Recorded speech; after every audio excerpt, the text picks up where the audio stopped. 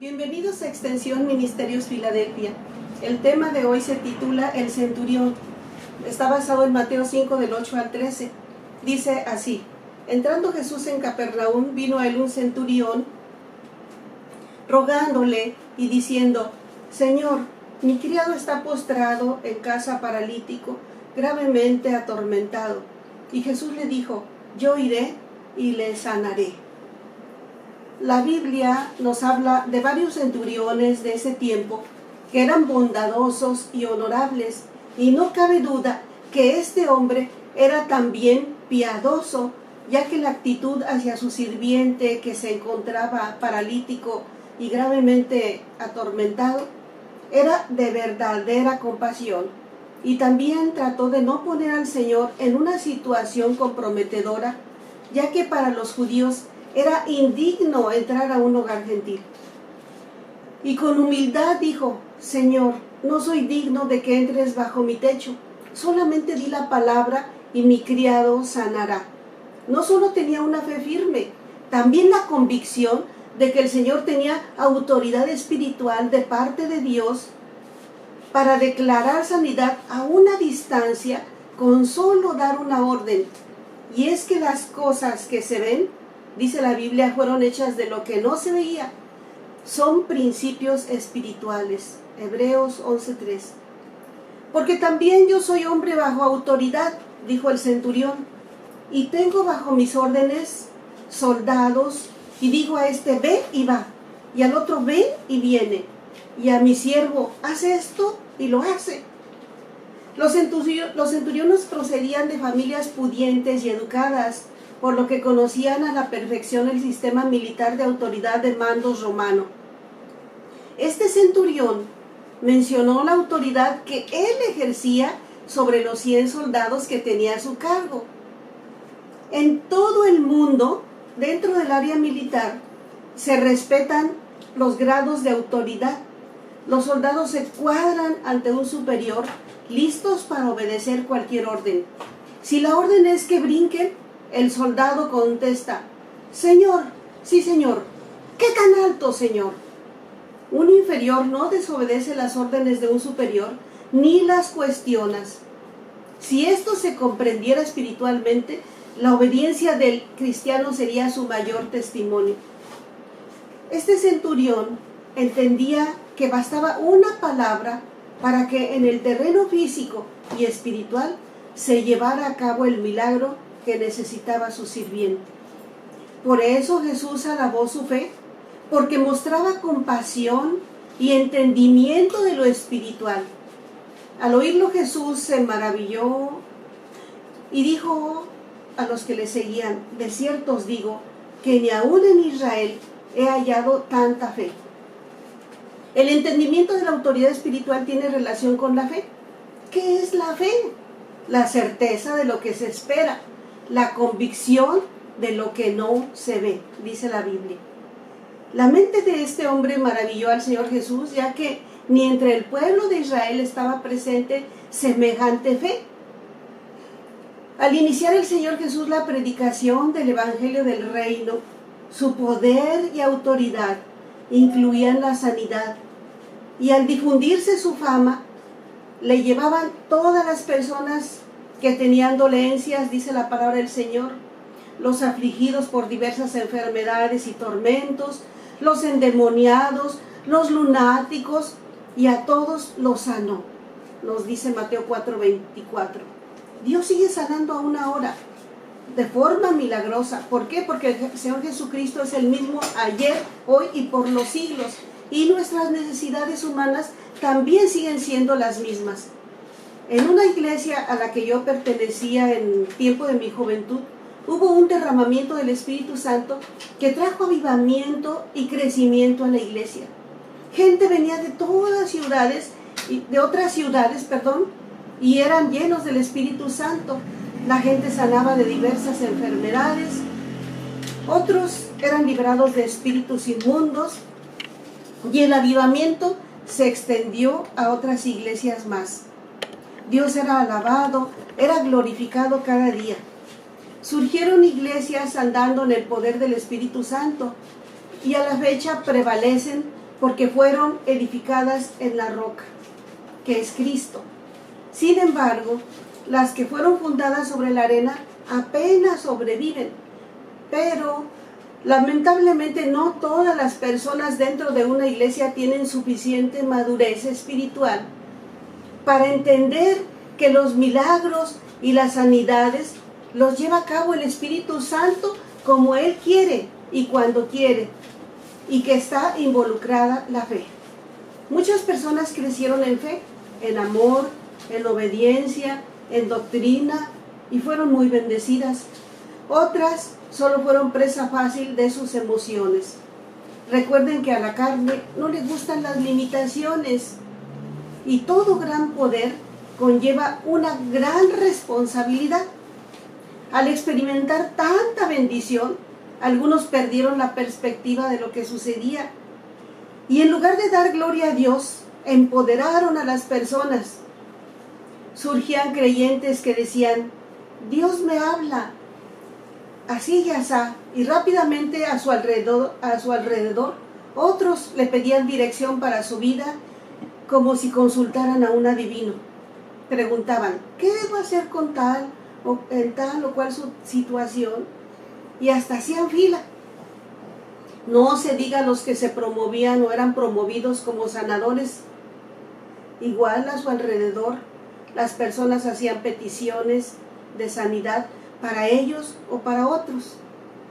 Los misterios de Dios tienen que ser administrados por los hombres con temor, con un temor reverente. El apóstol Pedro, enseñando sobre la importancia de ser buenos administradores de la gracia de Dios, él dice: mas el fin de todas las cosas se acerca. Sed pues sobrios y velad en oración, y recomienda ante todo tener entre vosotros ferviente amor, porque el amor cubrirá multitud de pecados. Al hablar a los jóvenes, se enfoca en la autoridad y les dice: igualmente, jóvenes, están sujetos a los ancianos, y todos sumisos unos a otros, revestidos de humildad, porque Dios resiste a los soberbios y da gracia a los humildes.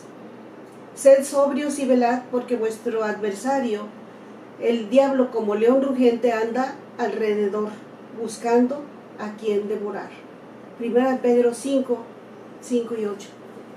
El pueblo de Dios perece todavía por falta de conocimiento. No todos entienden lo que significa ser llamados de parte de Dios, ni lo que es la autoridad delegada, ni la obediencia, y menos aún la sujeción. Una persona no puede ejercer autoridad si Dios no se la ha concedido, si no ha aprendido a estar bajo autoridad primero. Este es un principio que no cambia, que no cambiará. Aún hoy permanecen estas actitudes equivocadas.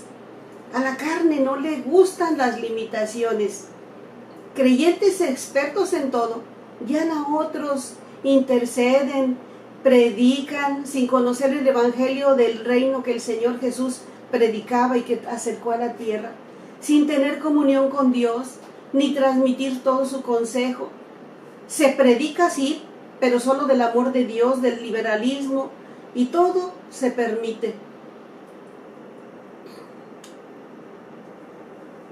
No se predica obediencia a Dios, ni la fe en su palabra, ni la seguridad de que Dios no se equivoca y que tiene todo bajo control. No conocen el peligro de seguir a otro Jesús diferente. Dios tiene un lugar, no cabe duda, un lugar para cada uno de sus hijos, para cada uno de nosotros. Y es bueno querer servir al Señor en el cuerpo de Cristo, pero los deseos y emociones no son una buena guía. Dios es el que llama y nos coloca. Primera de Corintios 12, 18 dice: mas ahora Dios ha colocado los miembros, cada uno de ellos como Él quiso. Dijo el Señor Jesús: y os digo que muchos vendrán del oriente y del occidente y se sentarán con Abraham, Isaac y Jacob en el reino de los cielos. Mas los hijos del reino serán echados a las tinieblas de afuera. Ahí será el lloro y el crujir de dientes. Este es el fin de los hijos del reino que se desviaron. No escogieron el camino angosto, no escudriñaron su palabra, no la conocieron, y mucho menos la obedecieron.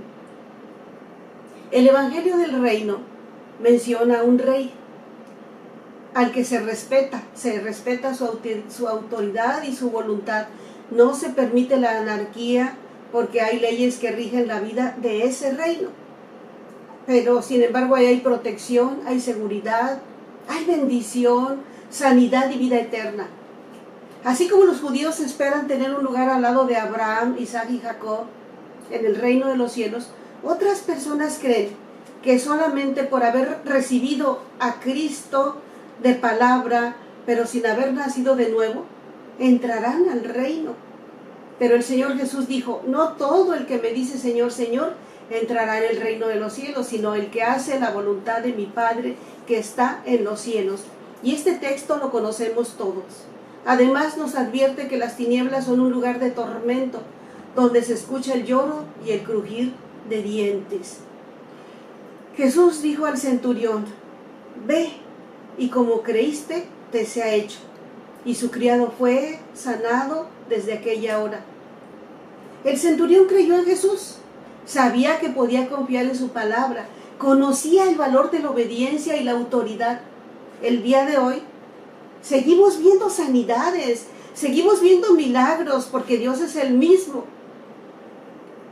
A través del Espíritu Santo y del poder de su palabra, Dios continúa mostrando su amor y misericordia, sanando dolencias, sanando enfermedades, dando libertad a los cautivos.